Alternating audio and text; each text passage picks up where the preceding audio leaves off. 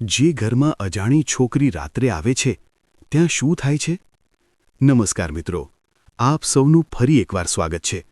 મિત્રો, આ વિડીયોને અધૂરો ન છોડતા, કારણ કે આજે જે કથા તમે સાંભળવા જઈ રહ્યા છો તે તમારા દિલ અને દિમાગ બંનેને હચમચાવી દેશે. અજાણી શરૂઆત. પ્રિય દર્શકો, એક નાનકડા ગામમાં મોહન નામનો માણસ રહેતો હતો. તેની જિંદગી સામાન્ય હતી. ઘરમાં પત્ની અને એક નાની દીકરી. બધું સારું ચાલતું હતું. પણ મિત્રો, એક દિવસ રાત્રે 12 વાગે દરવાજા પર ધીમો ઠોકાર પડ્યો. રાત્રે આવતી છોકરી. મોહને દરવાજો ખોલ્યો. બહાર એક નાની છોકરી ઊભી હતી. તે ખૂબ શાંત હતી અને ધીમા અવાજમાં બોલી, "મને અંદર આવવા દો." મોહનને દયા આવી. તેને અંદર લઈ ગયો. પણ મિત્રો, તે છોકરી ક્યારેય કંઈ ખાતી નહોતી, ક્યારેય હસતી નહોતી, ફક્ત ઘરના એક ખૂણે બેસી રહેતી. અજીબ વાતો શરૂ. થોડા દિવસ પછી ઘરમાં અજીબ ઘટનાઓ શરૂ થઈ. રાત્રે ઘડિયાળ પોતે બંધ થઈ જતી, દીવો એકદમ ધીમો થઈ જતો અને ઘરમાં ઠંડી લહેર ફેલાતી. મોહનની પત્ની ડરી ગઈ. તે બોલી, "આ છોકરી સામાન્ય નથી." સૌથી ડરાવણું તો ત્યારે થયું જ્યારે મોહનની પોતાની દીકરી બદલાવા લાગી. તે એકલી વાતો કરતી, રાત્રે જાગી રહેતી અને કહેતી, "મારી નવી સખી છે." સત્ય નજીક. એક રાત્રે મોહન જાગી ગયો. તેને અવાજ આવ્યો. તે ધીમે ધીમે આગળ ગયો અને જે જોયું તે જોઈને તેના પગ કંપી ગયા. ભયંકર દ્રશ્ય. તે અજાણી છોકરી જમીન પર ઊભી નહોતી, હવામાં લટકી રહી હતી અને તેની આંખો સંપૂર્ણ કાળી હતી. સાચી ઓળખ.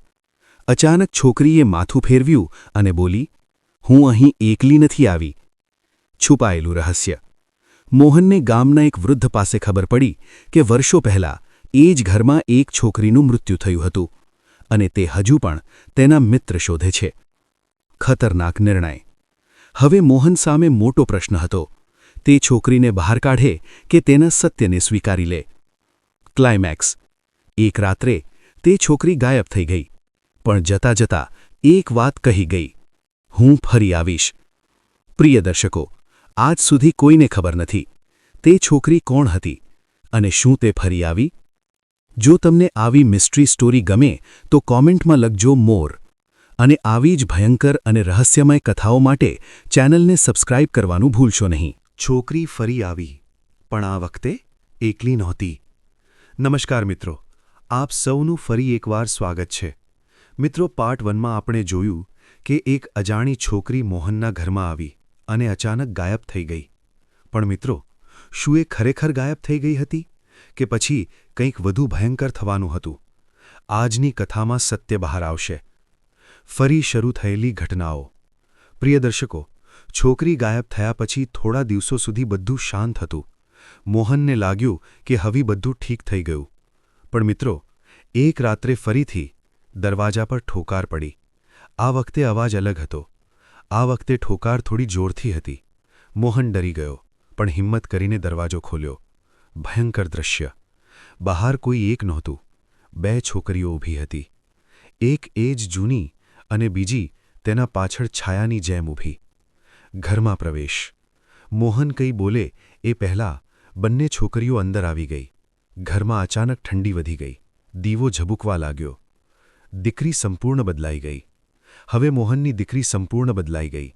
તે હસતી પણ નહોતી.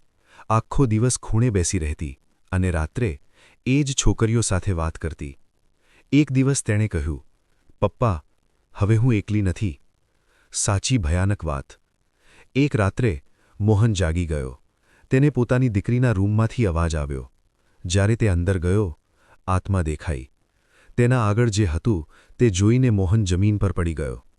તેની દીકરી હવામાં ઊભી હતી અને આસપાસ 2 છોકરીઓ ફરતી હતી અને બધી ત્રણેય એક સાથે બોલી, "હવે આ ઘર અમારું છે."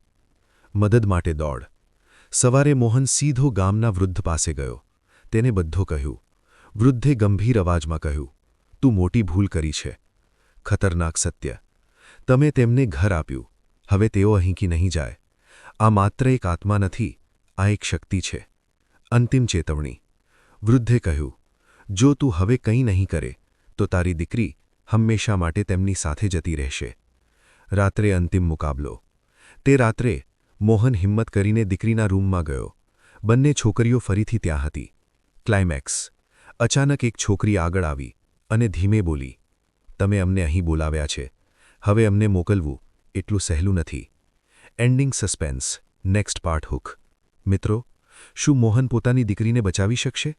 આ આત્માઓનો અંત કેવી રીતે થશે? અને આ પાછળનું સાચું રહસ્ય શું છે? આ બધું જાણવા માટે પાર્ટ 3 તૈયાર છે. સૌથી ખતરનાક અંત. જો તમને પાર્ટ 3 જોઈએ છે તો કમેન્ટમાં લખજો પાર્ટ 3 અને આવી જ ડરામણી અને વાયરલ સ્ટોરી માટે ચેનલને સબસ્ક્રાઇબ કરવાનું ભૂલશો નહીં. આખરે સત્ય બહાર આવ્યું અને જે થયું તે કોઈએ વિચાર્યું નહોતું. નમસ્કાર મિત્રો, આપ સૌનું ફરી એકવાર સ્વાગત છે. મિત્રો, પાર્ટ 2માં આપણે જોયું કે મોહનની દીકરી હવે એ અજાણી છોકરીઓના કબજામાં આવી ગઈ હતી. પણ મિત્રો, શું મોહન પોતાની દીકરીને બચાવી શક્યો? કે પછી બધું ખત્મ થઈ ગયું? આજની કથા એનો જવાબ આપશે. અંતિમ રાત્રિ. પ્રિય દર્શકો, તે રાત્રે આખું ઘર અજીબ શાંત હતું. પવન પણ નહોતો, પણ અંદરથી એક અજીબ ડર લાગતો હતો. મોહન ધીમે ધીમે દીકરીના રૂમ તરફ ગયો. ડરામણું દ્રશ્ય. જ્યારે તેણે દરવાજો ખોલ્યો, તેના આગળ જે હતું તે જોઈને તે ચોંકી ગયો.